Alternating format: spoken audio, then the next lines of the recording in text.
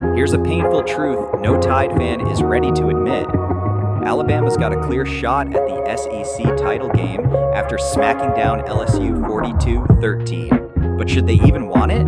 Honestly, hell no. Before I tell you why, be sure to hit that subscribe button over there to stay on top of all things SEC. Now let's get back to it. Look, back in the day with the 4-team CFP format, conference championships were basically golden tickets to the playoff. The SEC title game was your playoff resume, plain and simple. But now, with the 12-team playoff, it's an entirely different thing. Conference title games are starting to look more like trapdoors than stepping stones.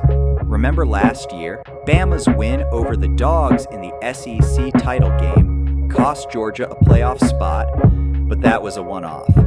Most times, conference titles just boosted a team's playoff resume. Now, these games could actually mess up your playoff run, pushing you down the rankings or even knocking you out altogether. So Kalen DeBoer might want to think twice before strolling into Atlanta this December. If Bama goes 10-2 and misses the SEC title game, they're golden for the CFP. But if they go 10-2 and land themselves in Atlanta, they're stepping into a danger zone. One more loss, especially in the SEC title game, and they're watching the playoffs from home. You think the committee's letting a 3-loss Bama waltz into the playoff? I don't think so. Now don't get it twisted, SEC titles matter. For Bama, they're just shy of a national title in terms of pride. They're etched in stone on the Walk of Champions. They're a recruiting magnet. And sure, players who snag one get the hardware to prove it, but at the end of the day, they're not the ultimate prize. Winning that SEC title's nice and all, but that's not the ring these boys are chasing. They dream bigger than that. If Bama's all in for a natty, maybe sitting out that SEC title game is the smarter move. Going into December with 2 losses and risking another by playing a conference title is just asking for playoff elimination. Rest up, stay healthy, and let those CFP chips fall where they may. Right now, the playoff picture is a mess. Bama is one of 8 teams still in the mix for the SEC title game.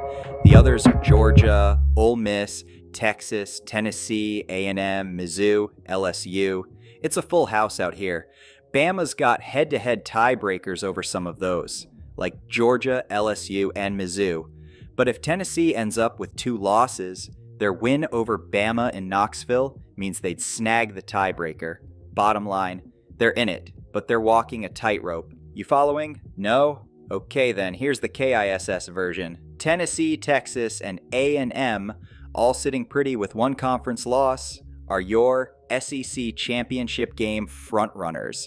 And since the Longhorns and Aggies have their own showdown at season's end, it's looking like the SEC championship game could be Tennessee versus the winner of that Texas turf war. Georgia beats Tennessee, A&M takes down Texas, and boom, every single SEC team would be rocking 2 losses. So the best of the conference might be marching straight into a playoff death trap. The 3rd or 4th best team might just slide into the playoff, safer than whoever's slugging it out in Atlanta.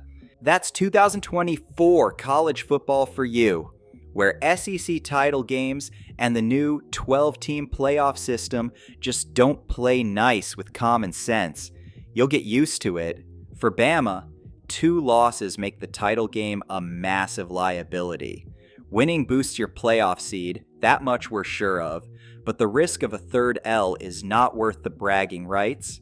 If Kalen DeBoer makes it to Atlanta in year 1, it'd be one heck of a debut. Just don't expect it to be the smart move if he's looking for that big ring. If you were in Kalen DeBoer's shoes, would you go for the SEC title? Why? Why not? Let's talk about it in the comments below. See you there.